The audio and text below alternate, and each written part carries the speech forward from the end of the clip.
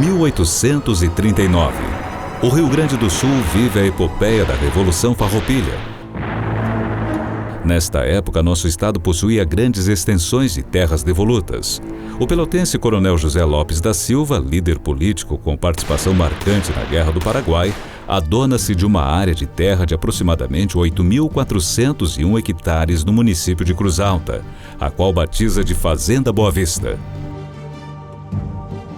A fazenda, após a morte do Coronel José Lopes da Silva, é transicionada diversas vezes entre seus herdeiros.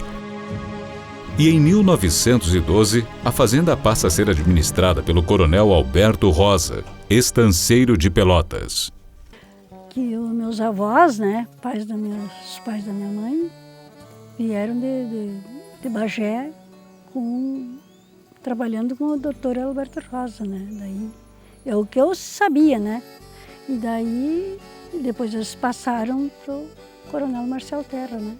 Até que em 27 de junho de 1925, o senhor Marçal Gonçalves Terra, proprietário estancieiro e político de Tupanciretã, adquiriu a Fazenda Boa Vista. Meu pai era um posteiro, vieram de Tupanciretã para cá, era capataz do Marcel Terra, né? E depois morreu, faleceu num serviço de tropas. Foi em 1930 que ele faleceu. A minha mãe ficou viúva e ela ficou ali de posteira, né? Ela tinha gado, ela tinha ovelha, ela tinha bastante coisa, né? E o Marcel Terra ajudava bastante ela, né? Era sempre uma pessoa muito amiga, né? Ele chegava, todo mundo queria cumprimentar o coronel, né? Porque era muito amigo. Dali criou os filhos tudo ali, naquele lugar, e cada um pegou o seu rumo, e eu que fiquei aqui, dentro da Boa Vista, né? Por aqui. E estou até hoje aqui. E eu também sou daqui. Também nasci aqui, né, aqui é onde eu estou agora. Meu pai ajudava nos serviços da fazenda, né? Tropeou para a fazenda. Do tempo que camperiava, laçava. Era um divertimento, né? Divertimento mesmo, né? Já naquela época, até com boi, eu lavrei lá na fazenda, lá para plantar as mandioca lá para ter para a fazenda. Né? Uhum. Os lavouros de arroz banhados, e a gente lavrava com boi, né?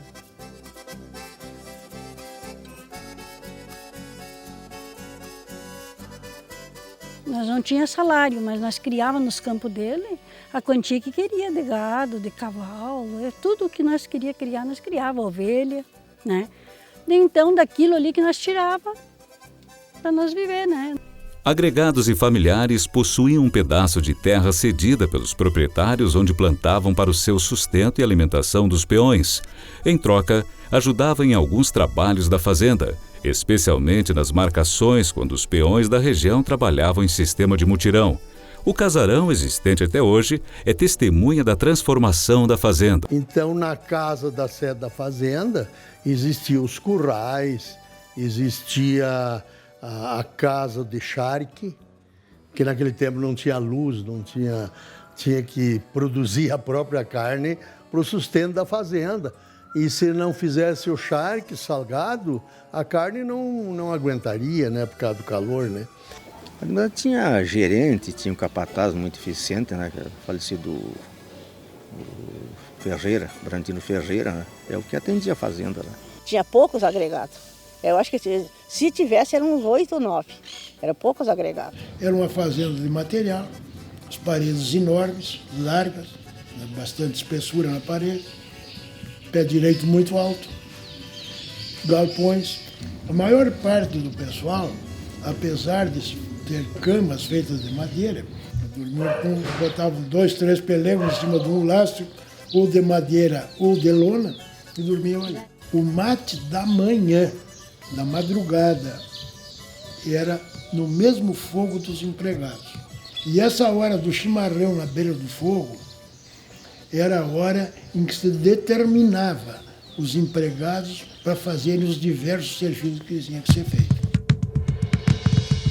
Os homens de preto, os homens de preto, os homens de preto, os homens de preto, os homens de preto, os homens de preto, os homens de preto, os homens de preto, os homens de preto, os homens de preto, os homens de preto, os homens de preto, os homens de preto, os homens de preto, os homens de preto. A função do pai na fazenda era cuidar o gado, sair no campo, camperiar, que eles diziam. Aí quando chegava a época de setembro, aí tinha a capação, tudo isso nós levávamos lá para as mangueiras lá e lá nós mesmo derrubava lá.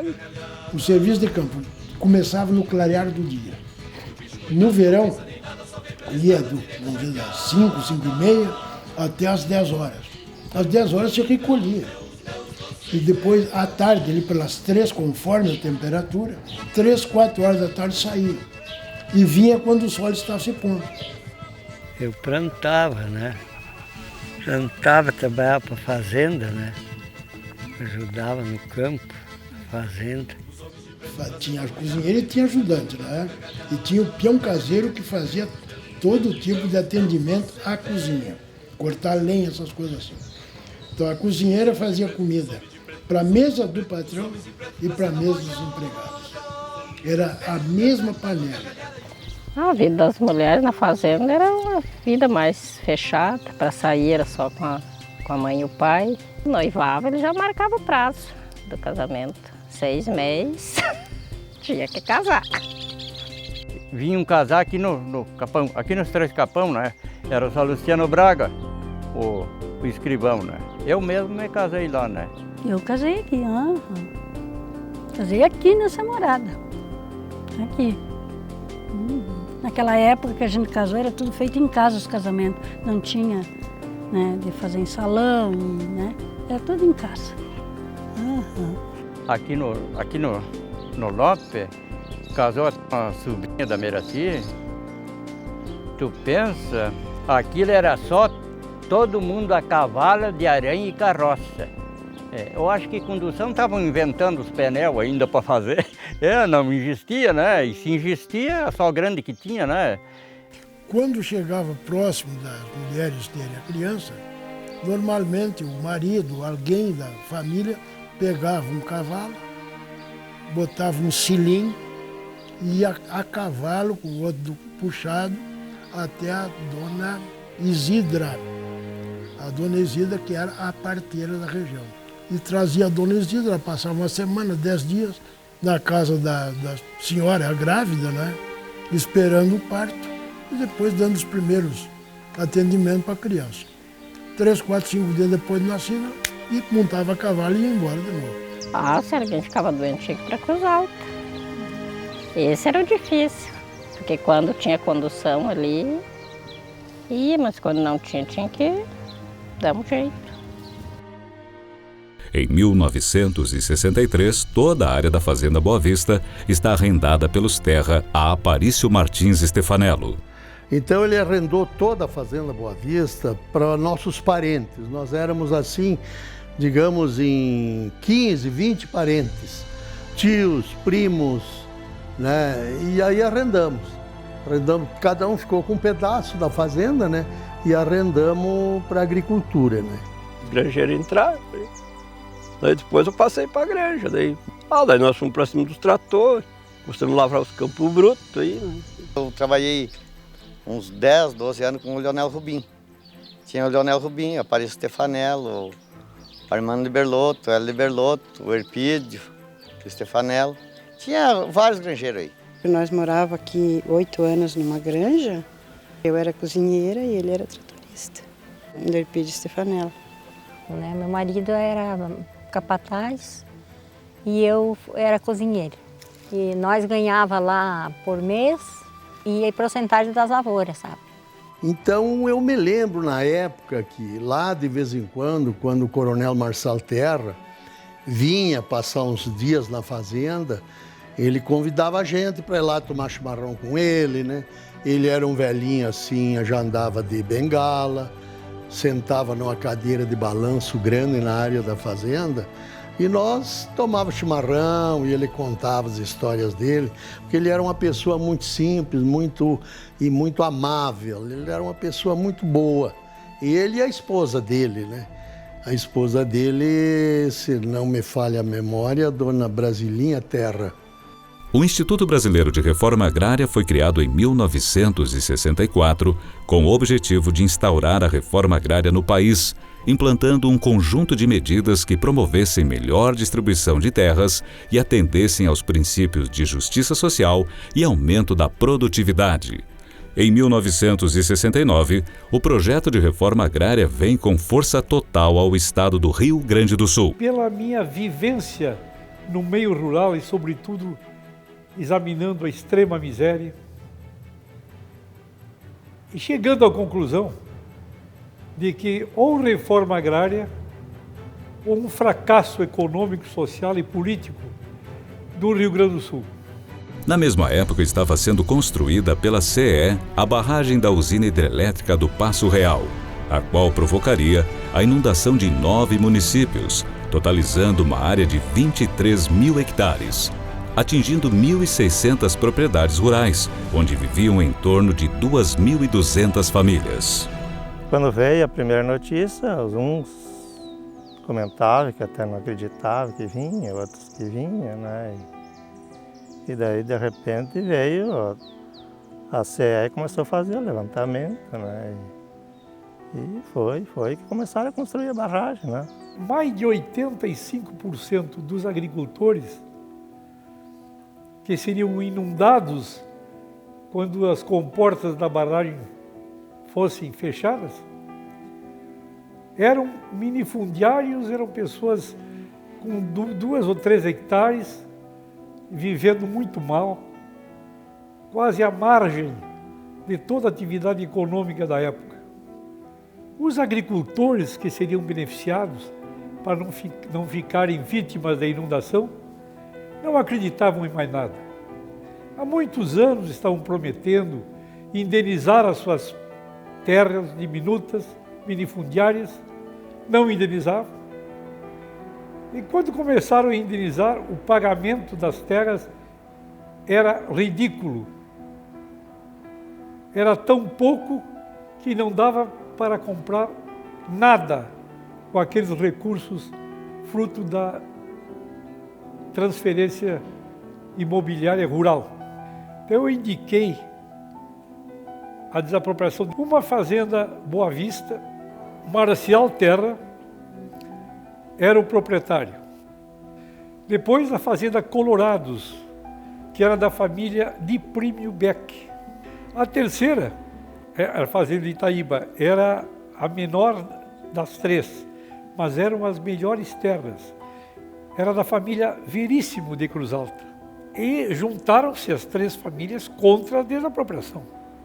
Até os próprios agricultores que seriam beneficiados pelo projeto desconfiavam do projeto. Começou a ser reunião, queria reassentar o pessoal. Daí uns achavam que era uma boa pegar terra, outros não acreditavam, né? Ficamos nervosos no começo, porque nós não sabíamos onde é que eram as terras, onde é que podia ser perto, podia ser longe, né? Ia ser tipo um comunismo, não sei lá, né? Que nós ia ser mandado, e daí fazia a cabeça das pessoas, que teve muita gente que se fosse atrás da cabeça deles, eu acho que não teria vindo. Né? E as maiores partes daquela gente que acreditaram não vieram. É bastante gente que eu conheço que deixaram de vir para cá por medo. Vim sem esperança nenhuma, viu? Não, sem esperança sim, porque o pessoal me encadecava na cabeça que eu ia vir uma coisa ser mandada por INCRAS, eu ficar uma coisa, né? Eu vim com medo. Até afinal do pai não queria nem vir para cá, para Boa Vista, que duvidava que a água ia vir, ia chegar ali, né? Naquele ponto. Então, aos poucos, através de reuniões com o pessoal do INCRA, que ia fazendo com eles, o pessoal foi vendo que não era aquela imagem que eles tinham desse projeto de reassentamento. Eu lembro que eu fui lá várias vezes. Tinham 2 líderes pouco alfabetizados. Um era Francisco Siqueira, na Boa Vista. O outro, Seno Ferst. E ali já vinham reivindicando, vinham ao seu modo dando entrevistas e repudiando aquele atraso e a desconfiança. Eu estudei, não perdendo tempo, foi muito rápido esse estudo. cheguei à conclusão que as pessoas com maior confiabilidade na região eram as parteiras.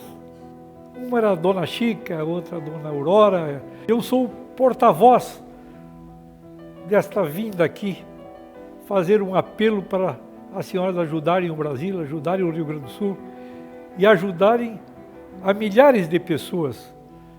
Eu expliquei, fiz 2, 3 reuniões com elas. Elas fecharam o acordo comigo. O senhor pode contar conosco. E juntas elas começaram a visitar as famílias e como elas tinham muita credibilidade, eles começaram a se dispor a conversar comigo de maneira mais franca, mais aberta, mais humana. Começaram a acreditar na minha sinceridade e na minha autoridade. Pelo Decreto-Lei 554, de 25 de abril de 1969 e Decreto 64485, de 9 de maio de 1969, a Fazenda Boa Vista foi declarada de interesse social para fins de desapropriação. Aí os granjeiros ficaram muito bravos, até não queriam sair de cima, que não vinha o INCRA, que não ia vir a água da barragem do Passo Real, mas realmente veio, né? Então eu fiquei numa situação difícil, porque tinha que tomar posse. E eu vislumbrei tiroteio, greve, mortes. Eu procurei a brigada. No dia da posse, houve um clima de terror. Eles viram que iam morrer e que iam matar. Muito mais matar do que morrer, porque eles tinham armas modernas. E nós tínhamos que tomar posse, a lei mandava. Eu tomei uma decisão que me faz muito bem hoje, nesta fase da minha velhice. Eu resolvi entrar sozinho e a brigada na cerca. E tirei a camisa, era verão, e entrei sem camisa, para que eles vissem que eu estava desarmado. Eu cheguei conversando, olha, eu venho conversar com vocês, eu venho dialogar com vocês, eu venho ajudar vocês. Não tenho armas, não há perigo algum.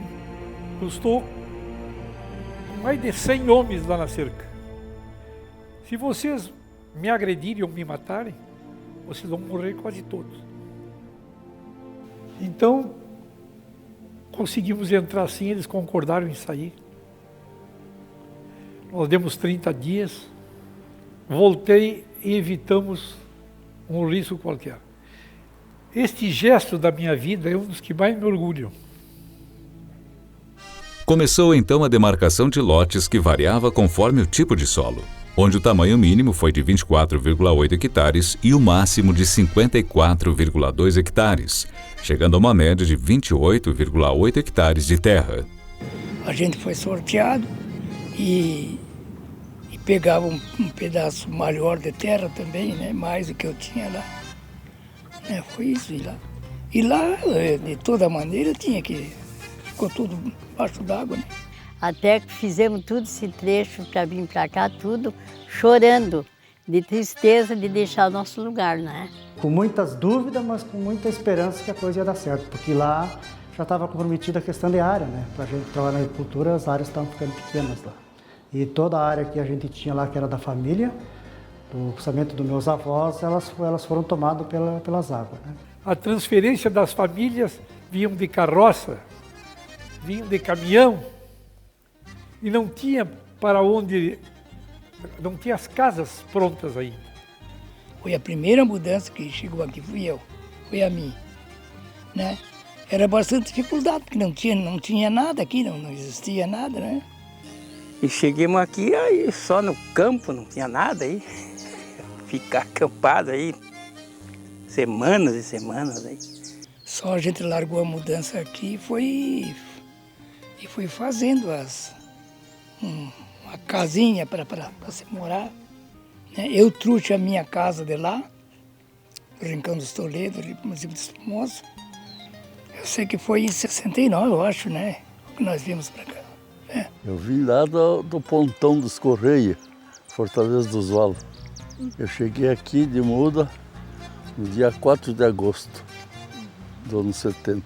Nós nascemos em Rincão dos Malos, na beira do rio Jacuí, e aos 20 anos aí fizemos a primeira mudança. É claro que isso aí trouxe uma certa preocupação, mas no nosso caso assim, uma expectativa muito grande que essa mudança ia trazer assim, melhoria na nossa atividade profissional, no caso da agricultura, na sua vida em consequência. E, na verdade, foi isso que ocorreu. Depois foi vindo todo mundo que era vizinho lá foi vindo. Foi a coisa melhor do mundo, foi a alegria maior pra gente. Né? O pessoal vindo e a família da gente, né? Pela ingenuidade e descrença, um bom número de famílias perderam muitos bens, por não acreditarem que as águas pudessem chegar até suas propriedades. Esta descrença levou muitas famílias a começar a retirada de seus bens no momento que a água estava chegando em suas residências. Teve gente lá que veio depois que a água chegou na casa mesmo, que para poder sair lá do Rincão dos Malos lá. Não acreditava que a água ia vir na distância que veio aquilo lá, né? Ninguém esperava uma coisa daquela, né? Quando tu vê a água tem em cima de ti, bem vindo, tapando tudo aquele campo que nós trabalhava ali, né? E aquilo anoitecemos, a água aqui, eu amanhecia lá na casa. Alguma das pessoas que se acolheu na minha casa, que eu fiz cama no soalho para eles, porque não tinha cômodo. Eu carneei galinha 11 horas da noite para fazer janta para eles, quando ficavam atolados ali, ó, nessa volta ali. Ó. Ali caía os caminhão com mudança, com galinha, com porco, com vaca, com criança e tudo. E o Venâncio corria lá e trazia para cá. Às vezes eu já estava dormindo, quando ele me tirava da cama e dizia, ó, faz alguma coisa para essa gente comer. E nós fazíamos. Tem o meu vizinho ali do lado, quando ele chegou, com a mudança dele, ele chegou em mês de julho com uma chuvarada, tinha 2 crianças, 2 menininhas, bem pequenininhas, molhadinhas, com bastante frio. Eu corri e fiz comida para eles, a casa ali na minha casa, que eles iam ficar no meu galpão, até que eles fizessem a casa deles. Chegaram aí, né, cada qual nos seus lotes, né, fizeram um barraco até fazer casa, foi muito bem recebida, né, turma boa, né. Naquele tempo tinha uma barquinha ali, aqui no Gaí, mas nós cruzávamos muito assim por dentro do val, de caminhão, os caminhões de mudança, de trator, a cavalo. Tu chama mudança, se coloquemos aqui num garpão ali, que tinha feito, e fomos trazendo a casa e os outros garpão, cerca, e fomos fazendo devagarzinho, depois tu chama as criação. Nós encontramos estradazinhas pequenas, né? Bem dizer, só cruzava um carro.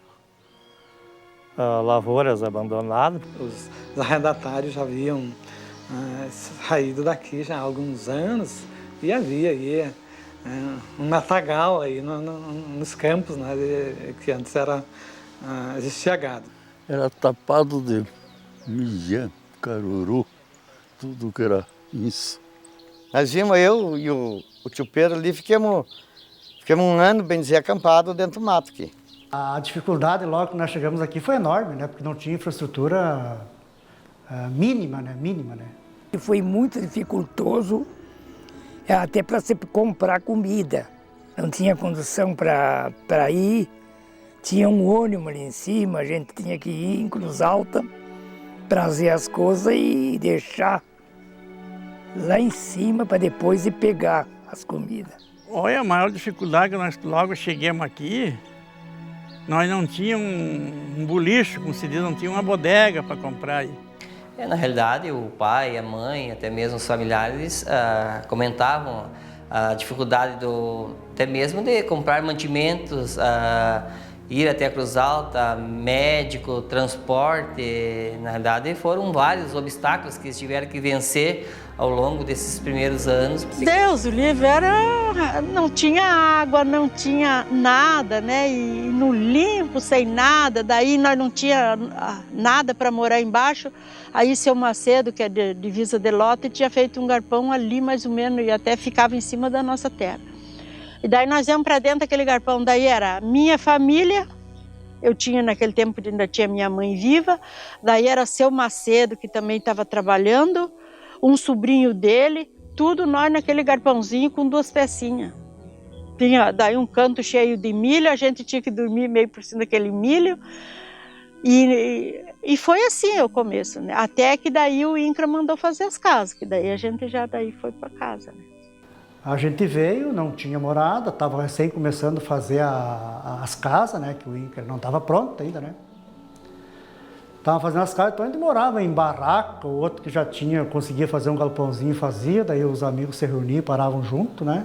Depois eles botaram uma cooperativa aí, e aí a gente tinha comida, mas comprada, era pago, né? Nós viemos pegar a vida nova. Das 317 famílias que foram assentadas, apenas 27,80% eram proprietários nas terras alagadas, 50,5% eram parceiros, 8,30% eram poceiros, 6,70% eram assalariados rurais, 1% arrendatários e 3,15% filhos de pequenos agricultores que retornaram de estágio de granjas da Alemanha. Passamos uma temporada de 28 meses, antes de vir para cá, passamos 28 meses na Alemanha, né, fazendo um estágio de agricultura. Né. E quando nós voltamos da Alemanha, aí o INCRA prometeu que iria ter uma chance, né? Eles nos ofereceram um lote de terra aqui, se a gente quisesse, né. O INCRA aglutinou os agricultores em grupos de mecanização. Essa formação visava, basicamente, facilitar financiamento de máquinas e insumos, introduzir no assentamento um pacote tecnológico de agricultura mecânico-química, realizar a administração e a comercialização coletiva. Tinha que resolver o problema do treinamento agrícola para eles, a mecanização para trabalharmos na terra, e eles não sabiam dirigir um trator, não sabiam nada. O pessoal que veio de lá trabalhava na agricultura, mas eles não sabiam trabalhar com a máquina, com o trator, com a colheitadeira, né? E aí então entraram também, como Urbana também já tinha, né, o pessoal que era dos grupos, né, que tinha o coordenador dos grupos, né? Então eles tiveram que se ajudar a outra. Não, mas eu sei um pouco mais, eu posso te ajudar aqui, eu posso te ajudar ali, né? Então cada um teve que dar a sua contribuição nessa parte da cultura, né? A gente também se criou lavrando a boi, né? Tralharado de boi, coisa e tal. Então, claro que a gente trabalhou um pouco com máquina lá na Alemanha, na época que a gente estava lá. Né? A maioria dos assentados não sabia operar as máquinas. Isso aí então trouxe problemas de desentendimento e até mesmo administrativo, em função de que os grupos aí, a média de 8 proprietários, onde tinha um chefe de grupo, como era chamado, que teria que administrar essas 8 propriedades. Na verdade, era uma empresa rural que se criou. A gente veio também, talvez com uma bagagem, né? Mas a experiência daqui, dessa área, ou desse tipo de cultura, a gente aprendeu junto. Né? Primeiro ano eu plantei com os tratores da igreja. O patrão me diz, olha, esse trator eu vou vender para vocês. Daí com o negócio que o INCRA exigiu para nós entrar em grupo, daí nós tivemos que entrar em grupo. O INCRA deu um trator equipado para nós, para 8 lotes. Trator com tudo, pulverizadeira para cima, então, mas para 8 lotes. Pegamos um grupo de 11, né? 11 pessoas. E daí o INCRA deu um trator para nós, 50. E nós fomos trabalhar. Tinha 3 no grupo que sabiam funcionar o trator, né? Trabalhar no trator. Aí nós trabalhávamos dia e noite. Os grupos de 9, 10 aí, né? Mas isso funcionava bonitaço, né? O nosso lá era um grupo de, parece que eram 12. Um trator para fazer 12 lotes. E dava conta de todos. 11 lotes.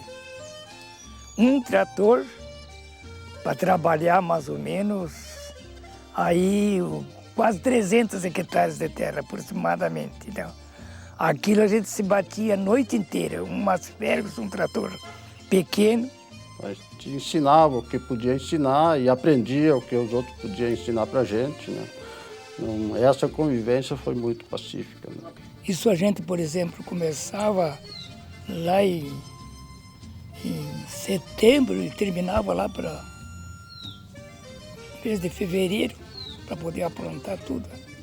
Teve muita reunião, teve o volta-pasta, então o grupo se reunia na fazenda ali com o administrador, o chefe do grupo e o grupo inteiro para prestar conta, né? Quando saía um financiamento, quando terminava uma planta, uma colheita, então se reunia sempre na fazenda ali. A compra de insumos no começo foi feita sempre em grupos, né, para facilitar, até para barganhar preço. Né? Começava num lote e depois ia só diversificar. Às vezes uns plantavam mais soja, outros plantavam menos, mais milho, outras coisas, mas tudo era em grupo. E o dia que tocava para vir para minha casa, eu fazia almoço, até alguém ficava para jantar, conforme a hora que era mais longe, ficava jantar e almoçava na minha casa. E aí eu gostava do jeito deles, né? Eu fiz parte do grupo do Antônio Leal Medeiros, né? Nós éramos entre 10 no grupo, né? E daí eu só participei 1 ano no grupo, né? Porque eu tentava, explicava, mas eles não, parece que não estavam nem aí o que a gente dizia, né? Olha, eu fiquei 3 anos no grupo e saltei fora. Porque daí eu tinha uns que não trabalhavam nas máquinas, né? E tinha outros que trabalhavam, e o cara aí ia trabalhar na máquina, se eu ia plantar os pés de mandioca lá embaixo, eu ia lá pedir para outros, me ajuda lá, planta mandioca, eu vou lavrar a tua terra lá. Tudo era do grupo. Né? Outros, eu não vou, não sei o que, eles só querem moleza, só que dá assim do trator, que não for Sérgio, né? O que custava plantar os pés de mandioca com outro? Aí eu, bem, enfim, me desacortei, disse, uma coisa, não quero mais grupo. Eu queria o desenvolvimento, mas muitas pessoas não ligavam muito isso aí, né? Achavam que podiam fazer do jeito que eles queriam, né? E isso é uma coisa, eu acho que para tu poder produzir tem que ser na técnica, né? Não se entendia muito, tinha muitos que não queriam fazer nada, então aqueles que trabalhavam ficavam prejudicados, né? Olha, até o nosso grupo foi quase dos únicos que trabalhou bem. Deu certo que todo mundo depois saía, se separei, mas tudo sedão um com o outro. E depois foi melhorando, cada um comprou um trator para si, daí melhorou a situação de todos, né? Depois nós se ajeitamos aí, tiramos, compramos no banco, né? Tiramos. Eu tirei esse trator que está ali, a carroção está ali, tirei os arados, grade, né? Tudo. Daí se equipemos, né? Cada um tira, o banco financiava. O INCRA deu toda a estrutura para eles, para todos, né? Deu as casinhas, bem feitinha, bem arrumada. E tudo. O INCRA não deixou nenhum na rua, nenhum desamparado. Né? Assim como o que eles tinham lá, o INCRA trouxe e colocou aqui, arrumado as casas deles. Né? Era uma coisa muito boa. Desapropriamos as terras. As terras foram pagos com título da dívida agrária a longo prazo. Essa desapropriação foi publicada no Brasil todo, pela importância. Projeto cientificamente elaborado, foi o primeiro e maior do Brasil. Se mantém até hoje.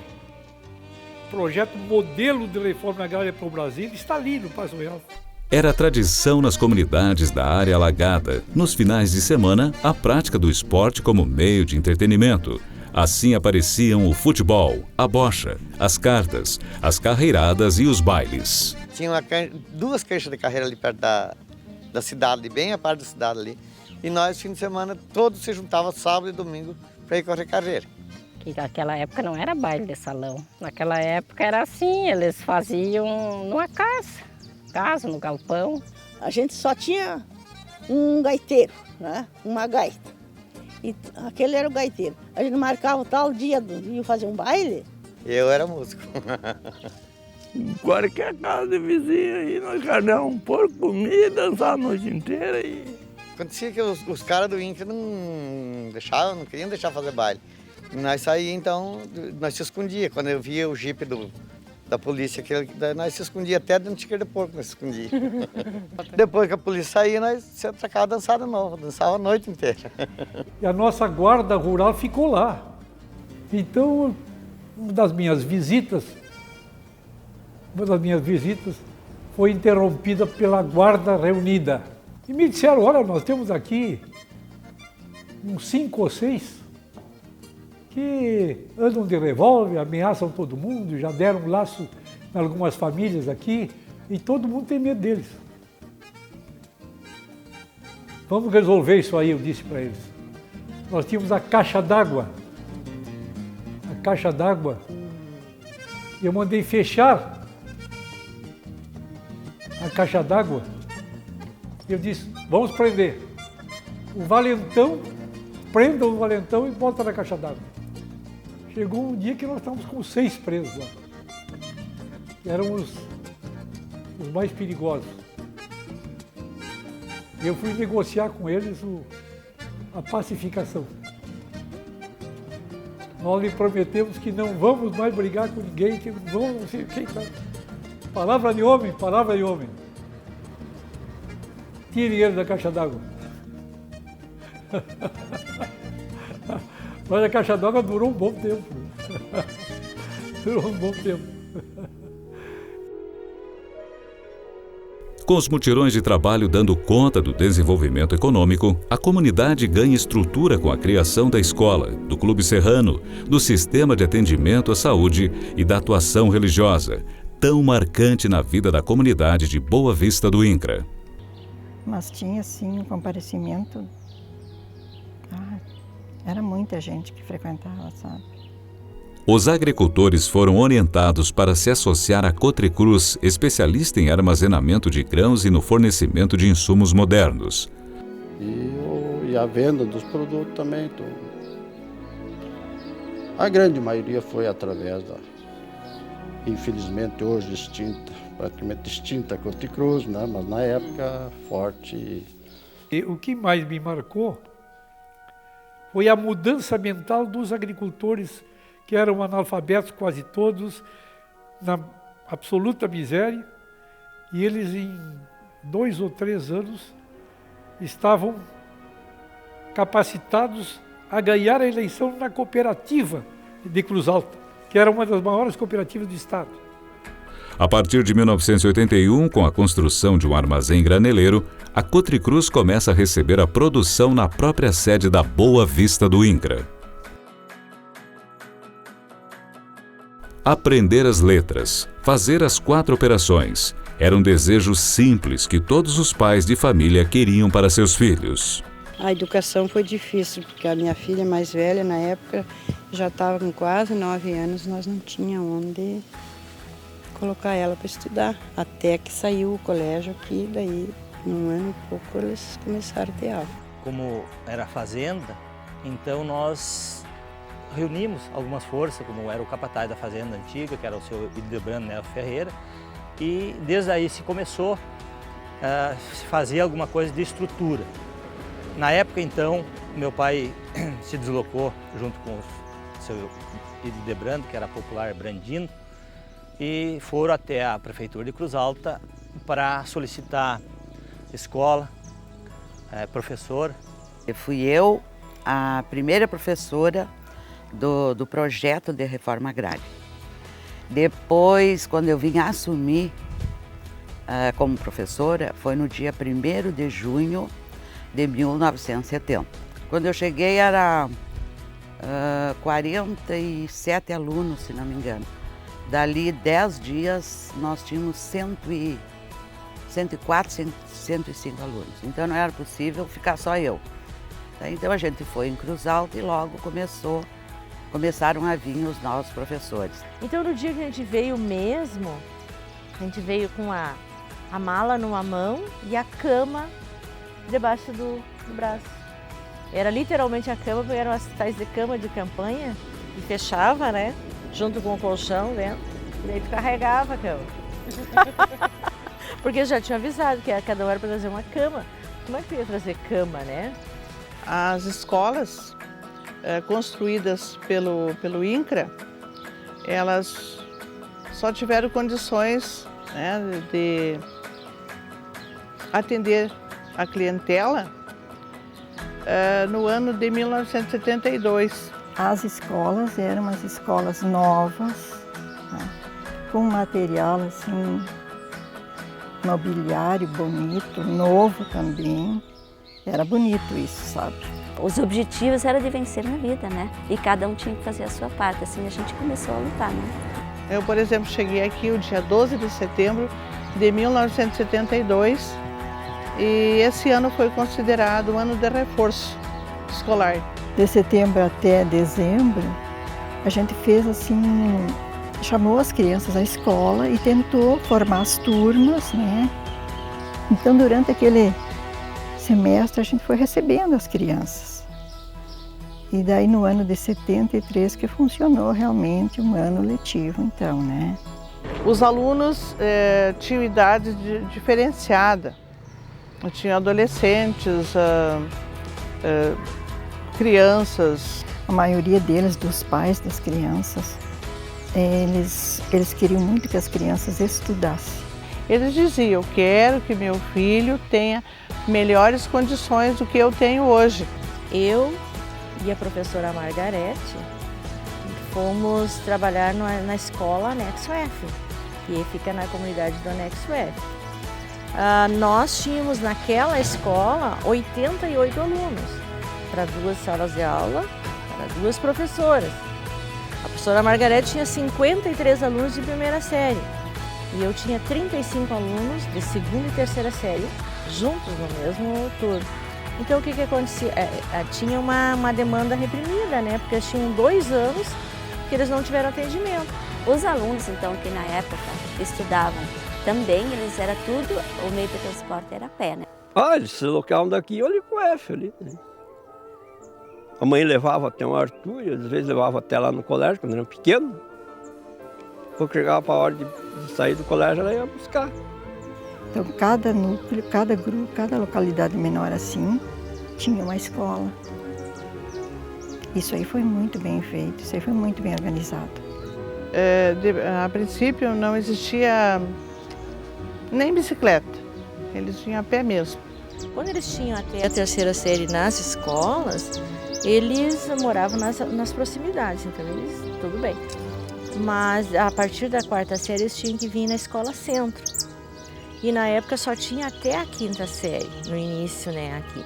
Então eles saíam da sua comunidade e caminhavam 4, 5, 8, 10 quilômetros para vir fazer a 4ª série e a 5ª série.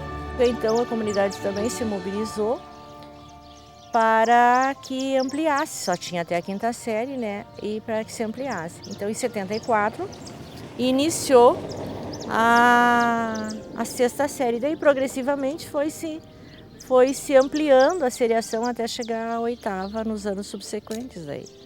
Quando as crianças concluíram, os primeiros grupos concluíram a 8ª série, aí outra vez estava aquela necessidade. E a comunidade, de novo, pela sua característica de mobilização, pela sua característica de lutar pelo que queria, correu atrás, se mobilizou para que viesse o ensino médio, o 2º grau na época para cá. O 2º grau foi criado foi em 88, no ano de 1988.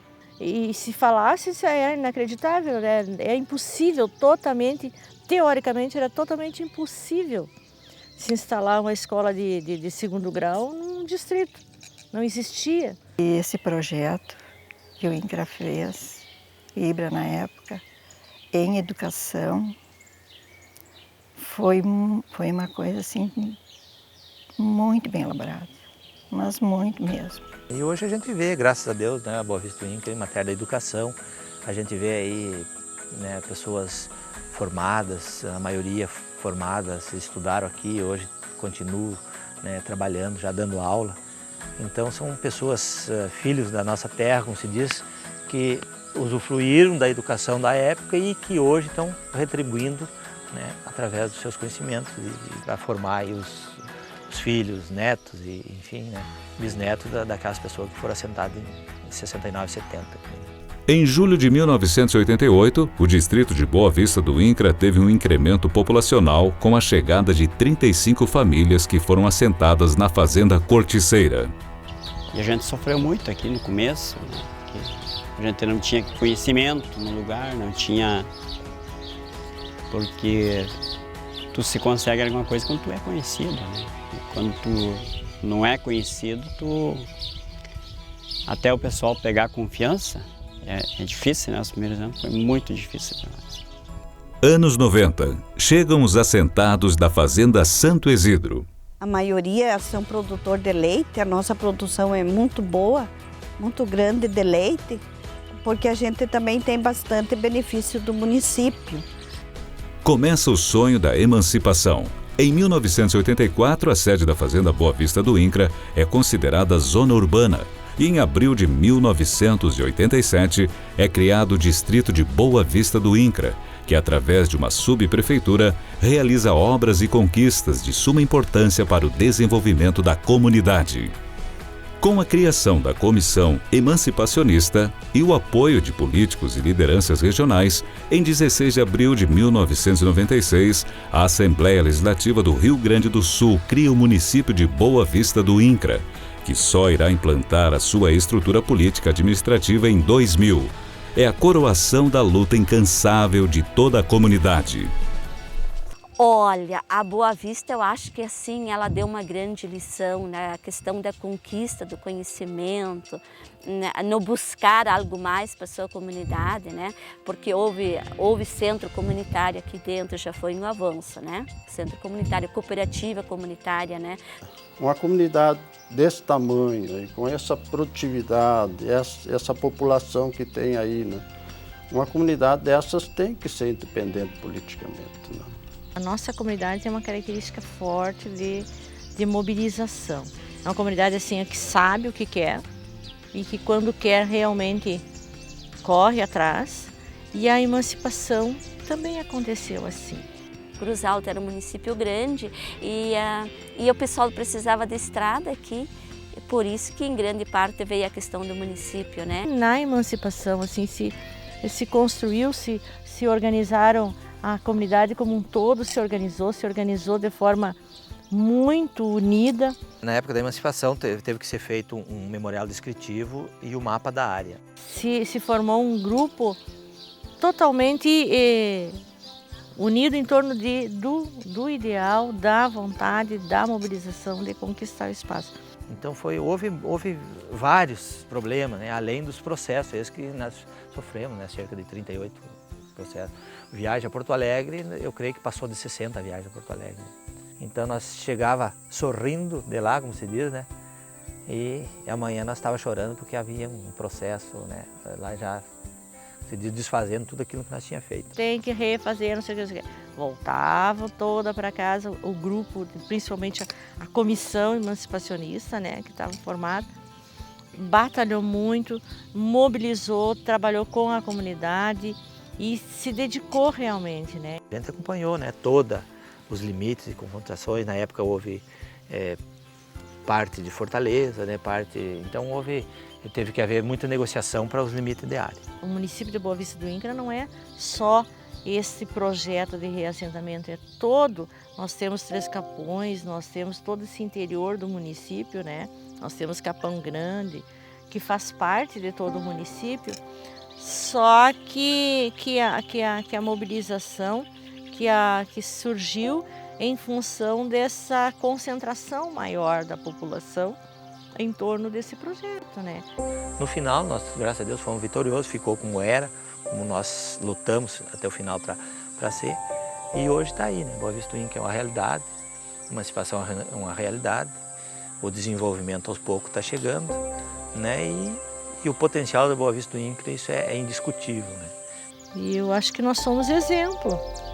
Nós somos exemplo, assim, uma comunidade nova, relativamente nova, né, em termos de formação, chegar a ser um município, né, a ser um município. Após a emancipação, é eleito Nasser Elias Hassan, primeiro prefeito de Boa Vista do INCRA, 2001 a 2004. 2005 a 2008, Ingo Miguel Oberherr. 2009 a 2012, Zilmar Varones Ram. 2015 a 2016, Gilney Medeiros Barbosa. Depois que foi emancipado, com o plebiscito, com a eleição, de lá para cá, cresceu muito. Por cidade, né? Dos exemplos que a nossa comunidade deu, que o nosso povo deu, é que todos os momentos que a comunidade esteve unida, avançou. Eu acho que futuramente vai ser um grande município aqui, uma grande cidade. E aqui nasceram meus 5 filhos, aqui eles casaram e aqui eu quero viver o resto dos meus dias junto com eles, né? Hoje vejo o jeito que são as estradas de boa, todo canto do município é bem atendido, não tem lugar do município que seja mal atendido. Bom, agora é bem melhor do que antes, tem tudo mais fácil, né? Desde o transporte, desde para as crianças, né? Do transporte para as crianças, que naquele tempo tinham que caminhar a pé 3 quilômetros, e agora não, tudo embarco na porta da casa. E Boa Vista do INCRA hoje é uma região extremamente desenvolvida, né? Realmente é uma pena, né, que os projetos de reforma agrária que hoje estão implantados no país não tenham, vamos assim, contribuído para as pessoas como a Boa Vista do INCRA contribuiu para os assentados. Hoje, a Boa Vista do INCRA não é mais aquela que era antes, que a gente via só animais e pouca gente. Hoje a gente vê bastante gente, a gente vê diversão, os bailes são bons. Pois ela cada vez está crescendo mais, né? Eu acho que cada vez ela está crescendo mais, porque de colônia, de fazenda virou a colônia, de colônia está virando a cidade, né? É o melhor lugar para nós, por exemplo, porque tem tudo, não falta nada. 3, 4 ônibus da frente da casa e hoje a saúde também muito boa. Melhor não precisa. Está 100% melhor do que quando nós viemos para cá. Mas depois que viemos para aqui, hoje, graças a Deus, se sentimos felizes mais do que milhares e milhares de vezes. A gente enxerga o progresso que aconteceu na Boa Vista do INCRA. Porque a gente lutou muito por o município, né? E eu acho que deu um passo em frente ao município, eu acho que foi uma boa para a gente.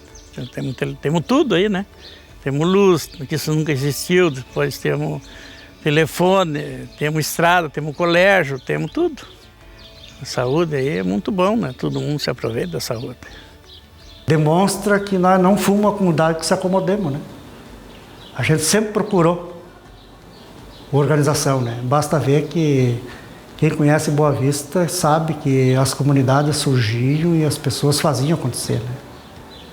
E hoje, com o desejo de progresso, o sonho que a coisa fique melhor, está o município hoje aí pujante, município forte, com um bom desenvolvimento, né?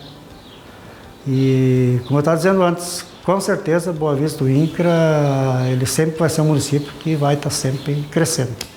A gente deve tudo que nós temos a essa terra, as pessoas que aqui vieram, né? Na realidade foi construído esse crescimento, essa oportunidade. Então, para mim, em especial, e a comunidade que me oportunizou a eu ser gestor juntamente com o vice-prefeito, né? Então, para mim é uma alegria muito grande ter a oportunidade de administrar esse município, né? Localidade essa que tive a oportunidade de nascer aqui, me criar e hoje estou aqui constituindo família, com negócio, trabalhando juntamente com os demais para o desenvolvimento dessa terra. Então, as pessoas que ficaram, na realidade, tiveram nesse local a confiança de ver a oportunidade, né, e ficaram e hoje estão aí para contar a história e se orgulhando cada vez de morar nessa localidade. A todos os boavistenses, eu acredito que temos que nos orgulharmos muito, porque através do trabalho, do esforço, da dedicação, do empenho de todos, né, fez com que aquelas 319 famílias que vieram nos anos de 69, 70 para Boa Vista do INCRA, aquelas 9.627 hectares, aquela fazenda, que juntamente com as localidades que se avizinharam, fez com que ao longo dos anos a Boa Vista se destacasse e as lideranças buscassem isso e trabalharam para que hoje aquela então localidade se tornasse um município pujante, né, onde a agricultura é muito forte, se destaca a nível de estado, a atividade leiteira também se destaca pela alta produção, a atividade do comércio, né, temos uma educação, saúde e qualidade, e também os demais setores da Boa Vista do INCRA, o trabalho, a prestação de serviço vem se destacando. Então, com isso gera qualidade de vida das pessoas, faz com que as pessoas que aqui moram sintam-se orgulhosas de morar aqui, tornando a vida ainda melhor. Então, Boa Vista do INCRA, terra da prosperidade, terra em pleno desenvolvimento. O que eu posso dizer é que eles tomem a vitória dos seus pais, que são os grandes vitoriosos, com a nossa ajuda, é bem verdade, como um estímulo para a vida deles, né? E para os filhos deles, porque certamente eles devem, é provável que tenha alguns avós ali, que eram guris na época. Eles casavam cedo e, como agricultor de modo geral, casava cedo, formava a sua nova família. Então, que eles tenham esperança, que eles tenham confiança no futuro, que tenham coragem para lutar pelas coisas justas. Retomar a própria história nas mãos é tomar consciência dos passos dados. É tornar o passado memória viva. É uma forma de fazer dele uma ferramenta na construção conjunta de uma sociedade justa e fraterna. Mas a história do povo é que nem árvore. Ela só se projeta para o alto e produz flores e frutos na medida em que as raízes buscam alimentos na profundidade da terra.